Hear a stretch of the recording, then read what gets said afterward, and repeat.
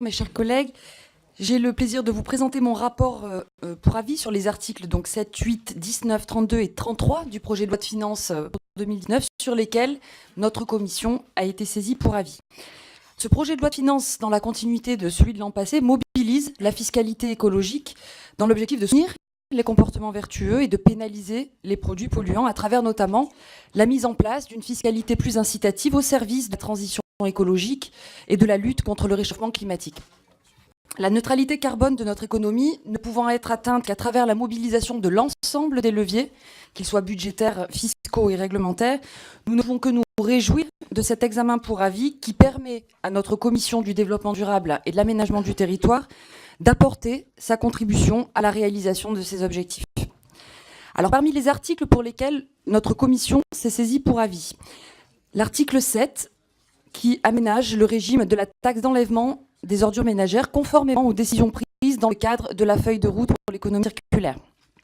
Il vise à promouvoir l'institution par les collectivités locales d'une part incitative de cette taxe et à permettre le financement par la même taxe de la définition et des évaluations du programme local de prévention des déchets ménagers et assimilés.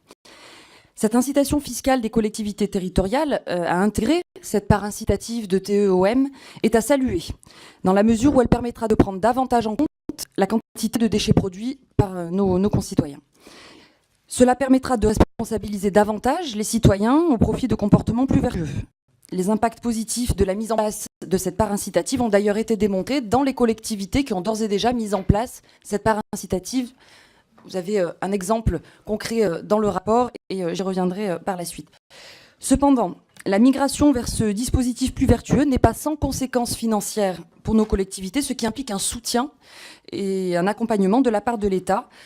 La progressivité et l'accompagnement seront les conditions de la réussite de cette transition. L'article 8 renforce quant à lui la composante relative aux déchets de la taxe générale sur les activités polluantes, la TGAP, pour inciter les apporteurs de déchets à privilégier les opérations de recyclage par rapport aux opérations de stockage ou d'incinération.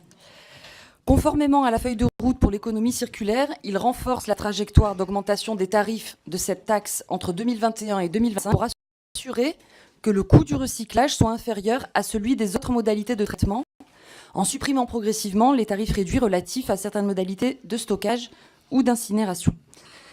La modification de cette trajectoire de la composante déchets de la TGAP répond à une situation, il faut le dire parfois surprenante, où le recyclage coûte plus cher que la mise en décharge ou l'incinération. Donc, par l'introduction d'un signal prix en faveur du recyclage, le gouvernement entend ainsi favoriser les opérations de traitement vertueuses. Cependant, comme le note mon rapport, le renforcement de la TGAP déchets, malgré ses aspects positifs, ne doit pas occulter un système fiscal où le coût de traitement des déchets repose sur le bout de la chaîne. C'est-à-dire que la collectivité, le citoyen contribuable sont soumis à des efforts certains. Il revient néanmoins de responsabiliser les acteurs économiques et industriels à la production d'objets manufacturés recyclables qui, à terme, est indispensable. La question d'une contribution des fabricants mérite d'être posée afin de réellement orienter les comportements vers les produits les plus écologiquement soutenables. C'est notamment l'ambition que porte la feuille de route pour l'économie circulaire qui devrait faire l'objet de dispositions législatives prochainement. L'article 19 vise quant à lui à supprimer le tarif réduit de TICPE sur le gazole non routier. Cela concerne particulièrement le secteur du BTP. Les entreprises ferroviaires et les usages agricoles ne seront pas concernés par la suppression de cet avantage fiscal. Ils en sont donc exonérés. L'objectif est de remplacer d'ici 2021 le remboursement de TICPE gazole non routier pour les agriculteurs par un tarif réduit applicable directement et non plus sur avance à la mise en consommation du produit. La suppression des tarifs réduits des carburants non routiers permettra ainsi d'accroître l'incitation des acteurs à privilégier d'autres sources d'énergie que les énergies fossiles dans le contexte d'accélération de la transition énergétique souhaitée par le gouvernement. Par conséquent, la suppression de ce dispositif fiscal est totalement cohérente avec les objectifs ambitieux que notre pays s'est fixés en matière de transition écologique. L'article 32 ajuste les montants des recettes affectées à des comptes d'affectation spéciale, au nombre de 2.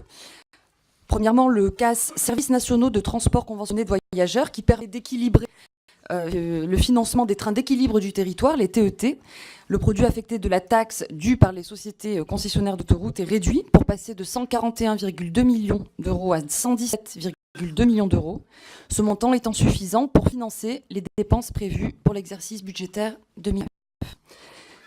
Concernant le CAS transition énergétique, en augmentation de 1,3%, puisqu'il passe de 7,1 milliards d'euros à 7,246 milliards d'euros, compte tenu de la fraction de TICPE qui lui est affectée, et donc il est à hauteur du montant des dépenses prévues par la Commission de régulation de l'énergie.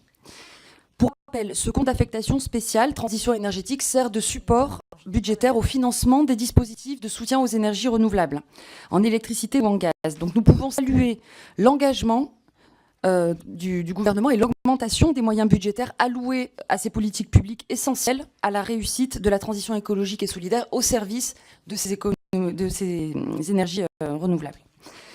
Concernant l'affectation de ces moyens supplémentaires à ces différentes énergies, la programmation pluriannuelle de l'énergie devrait nous apporter des réponses claires, plus lisibles sur la ventilation de ce soutien aux ENR. Enfin, l'article 33. Il modifie le barème du malus automobile.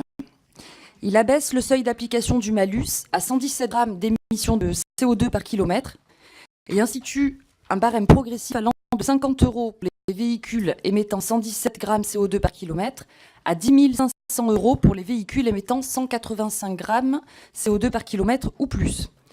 Cette montée en puissance du malus automobile permettra d'accentuer la conversion du parc automobile en faveur de véhicules moins polluants, à travers l'abaissement de ce seuil d'émissions de CO2 par kilomètre d'une part, mais également par l'augmentation des moyens alloués au bonus automobile et à la prime à la conversion d'autre part, dont je salue le succès et les chiffres qui nous ont été annoncés récemment. Dans un système compensatoire, il est important que la représentation nationale puisse débattre du malus automobile. Cependant, nous pouvons regretter de ne pouvoir débattre sur l'allocation des dispositifs incitatifs, le bonus, en faveur des véhicules propres. Je fais bien sûr référence donc au bonus-malus et à la prime à la conversion.